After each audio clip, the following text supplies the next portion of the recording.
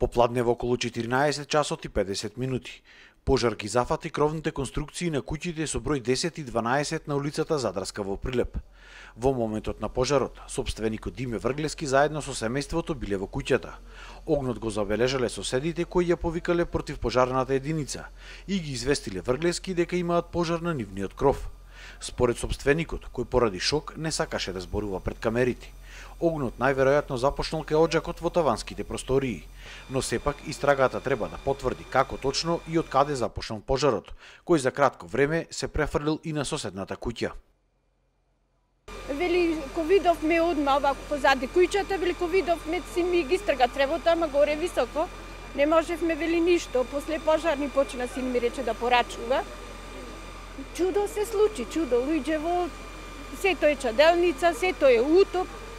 Среде зима, кај чео да шуче пратиш ко нив. Исто з лампите почна да клепат, кога избегаме, зарасат чатал да згорат, крово. Друго, не знаеме што се случи внатре. Пожарната брзо? Да. Брзо се интервенираше за тоа. Еве хидранта овде укутен сето работи. Друго не знам. Пламено после кога почна да гаса, изби гореше. За среќа од огнот зафатени се само кровните конструкции на двете куќи, но поради гаснењето и огромните количини на вода, уништен е и дел од инвентарот на подолните катови.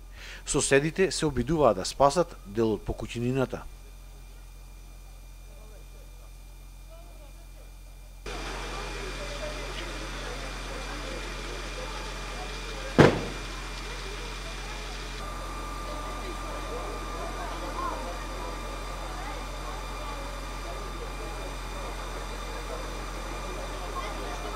Од територијалната противпожарна единица од Прилеп истакнаа дека веднаш интервенирале со 4 возила и 10 пожарникари. Значи денеска во 14 часот и 52 минути примена е пријава дека гори куќа на улица Задарска број 12. Од наша страна одма интервенирано со 2 возила и 5 пожарникари најнапред, меѓутоа потоа е побарана помош уште од 2 возила со уште 5 пожарникари, значи вкупно 10 пожарникари и 4 возила. За некаде од прилика половина час веќе го имавме под контрола пожарот, а за некои си 45 минути веќе го имавме и целосно изгаснат. Се работеше за специфичен пожар на кровна конструкција, значи гореше таванот и кровната конструкција. Тоа малце ја отежнува работата во гасењето, меѓутоа сепак за многу кратко време е локализиран и целосно изгасен. Два стамбени објекти од двајца сопственици, куќите се лепенки, оштетување и на двата крова има.